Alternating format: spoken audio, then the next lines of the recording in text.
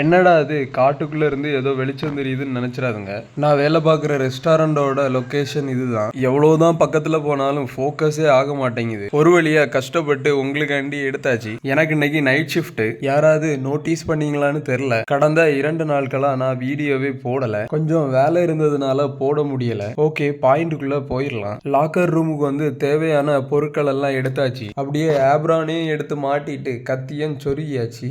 இன்னைக்கு 8 மணிலேருந்து 10 மணி வரைக்கும் பேண்ட்ரி தான். ஃபர்ஸ்ட் போய் கிளீனிங் ஒர்க் எல்லாம் முடிச்சுட்டு அப்படியே கொஞ்சம் கட் பண்ற வேலை இருந்துச்சு, அதையும் முடிச்சு வச்சாச்சு. இந்த வீடியோல நான் கிச்சனை மட்டும் தான் கவர் பண்ணலான் இருக்கேன். டைம் போறதே தெரியல, 10 மணியும் ஆயிருச்சு. பேண்ட்ரியில இருக்க ஃப்ரூட்ஸையும் வெஜிடபிள்ஸையும் ஒரு கண்டெய்னர்ல மாத்தி கோல்ட் ரூமுக்கு எடுத்துட்டு வந்துட்டேன். இந்த வீடியோல நான் கிச்சன்ல செய்யக்கூடிய வேலை மட்டும் தான் கவர் பண்ணிருப்பேன். எதனாலன்னா எனக்கு நிறைய வீடியோஸ் எடுக்க டைம் கிடைக்கல. இந்த வீடியோ கூட கிச்சன்ல தான் வீடியோவும் எடுத்து வாய்ஸையும் கொடுத்துருப்பேன். பேண்ட்ரியில வேலை முடிஞ்சதுக்கு அப்புறம் பல்க் கிச்சன் தான். அங்க வந்து கட்டிங் எல்லாம் முடிச்சுட்டு இட்லி போட வேண்டியதுதான் என்னோட வேலை. அப்படியே இட்லி குண்டாவையும் ஆன் பண்ணி விட்டுட்டு சாம்பாருக்குள்ள அடுப்பையும் ஆன் பண்ணி மஞ்சள் பொடி காயம் போட்டு நல்லா கிண்டி விட்டுட்டேன். என்னடா நீ கிச்சன்ல ஸ்லிப்பர் போட்டிருக்கேன்னு பார்க்காதீங்க. கொஞ்ச நேரத்துக்கு முன்னாடி தான் ஷூ பிஞ்சு போச்சு, செப்பல் மாத்திட்டு வந்தேன். இட்லி குண்டால இருக்கிற தண்ணி கொதிச்சதுக்கு அப்புறம் இட்லியையும் தூக்கி வச்சுட்டேன் உள்ள. கொஞ்ச நேரத்துக்கு முன்னாடி கடலை கறிக்கு கடலையையும் அவிக்க போட்டிருந்தேன்.